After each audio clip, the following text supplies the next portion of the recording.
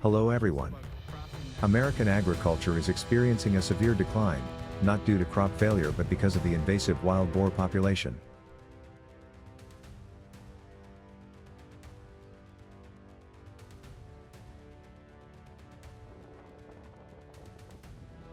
These destructive animals cause an estimated $1.5 billion in losses each year, leaving farmers and communities in a state of desperation.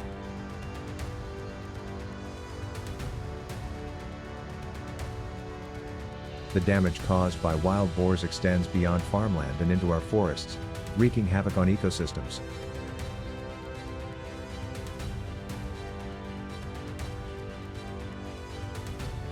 So, what kind of damage do wild boars cause?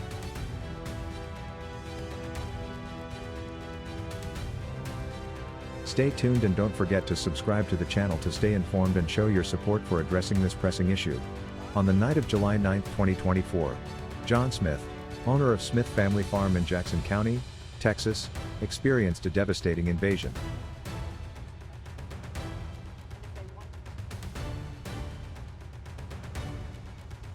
A herd of feral hogs invaded their cornfield, causing significant destruction.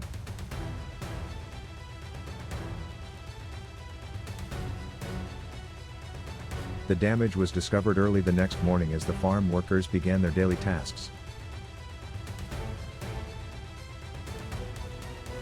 The wild boars had uprooted many rows of corn, trampled young plants, and consumed a large portion of the crop.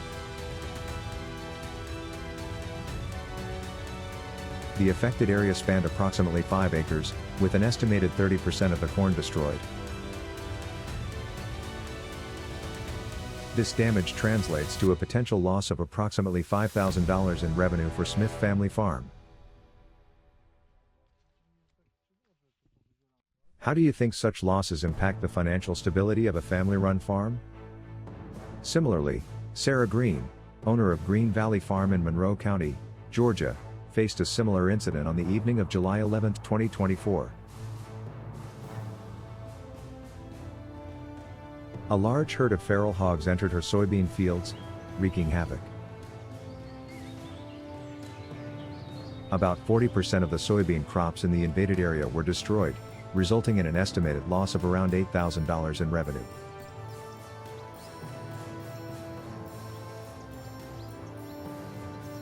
The destruction of such a significant portion of the crops poses a substantial threat to the farm's profitability.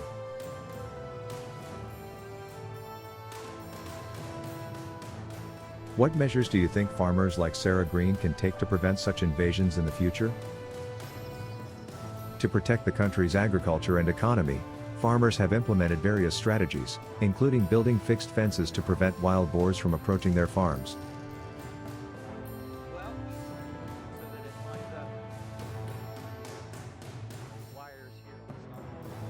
Constructing effective and durable fences involves several meticulous steps, each contributing to the overall protection of crops. Now this doesn't look as good as if we would have done a 3-board fence, using some of them at the other end. But yeah, these are fairly handy panel. The first crucial step is to plan and prepare. This involves identifying areas most susceptible to wild boar invasion.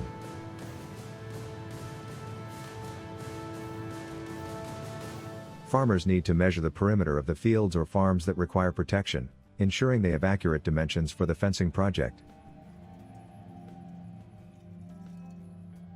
When it comes to fence design, decisions need to be made regarding the type of fence to use. Electric fences and woven mesh fences are popular choices due to their effectiveness. The fence height is also crucial, with a recommended height of at least 4 to 5 feet to deter wild boars.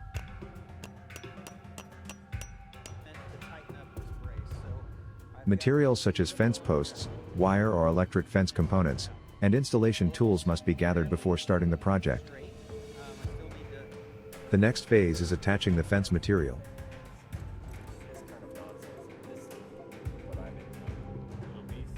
For woven wire mesh fences, the wire must be spread along the fence and secured to the posts using pins or clips, starting from one corner and moving methodically to cover the entire perimeter.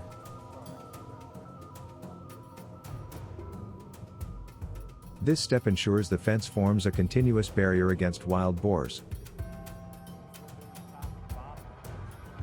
Despite their effectiveness, fences have some drawbacks. One significant consideration is the installation cost, which includes both materials and labor. The expenses can be substantial, potentially posing a financial burden for some farmers. Additionally, maintenance costs must be factored in, as regular upkeep is required to ensure the fence remains effective. This ongoing maintenance adds to the overall cost and effort involved in maintaining a secure farming environment. Do you agree with this method? If you do, please like the video. If you don't, leave a comment with the number 0. Understanding that fences are only a temporary measure that cannot completely address the issue.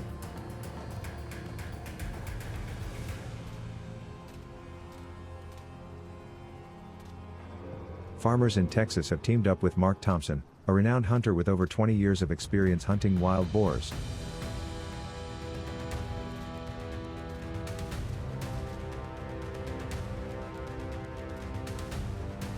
Mark is particularly known for his expertise in aerial hunting, utilizing helicopters to enhance his effectiveness.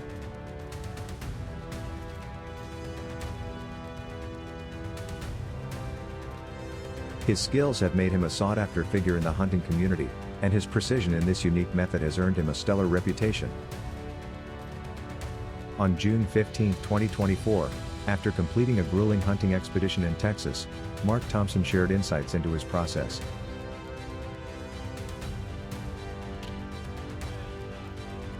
From his vantage point in the air, he can cover large areas of land swiftly, which is crucial since wild boars are elusive and often hide in dense bushes, making ground hunting particularly challenging.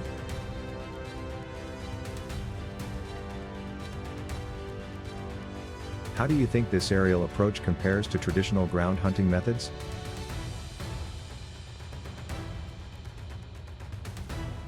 Furthermore, the ability to spot and track wild boars from a helicopter allows for precise shots that ensure a quick and humane kill, significantly reducing the likelihood of merely injuring the animals and losing them in the underbrush.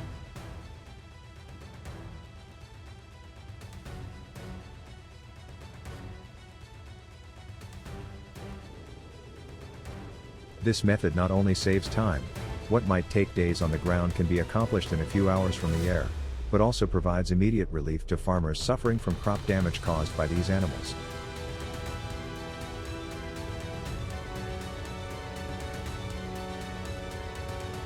In particular, aerial hunting also brings a level of safety to the process. Wild boars are dangerous, especially when cornered, and hunting them from a helicopter minimizes the risk of dangerous encounters and potential injuries to hunters.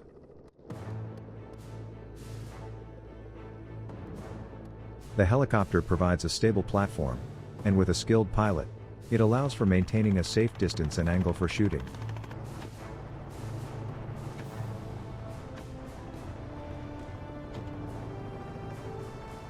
Do you believe the safety benefits justify the higher costs associated with this method?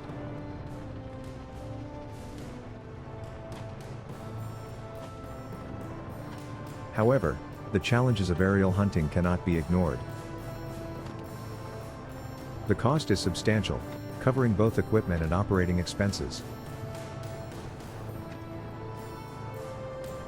Besides, the skills required for this type of hunting are also considerable, demanding a high level of practice and coordination between the hunter and pilot. Helicopter movements and the need for precise shooting require exceptional expertise. Do you think more hunters should invest in this type of training to manage wild boar populations effectively? Furthermore, ethical considerations are also at the forefront of this approach.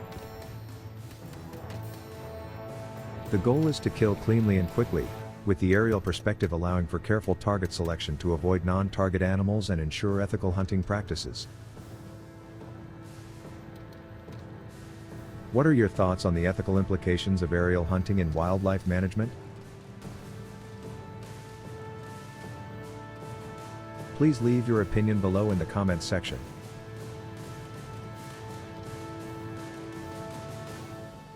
Looking forward to seeing you in the upcoming videos.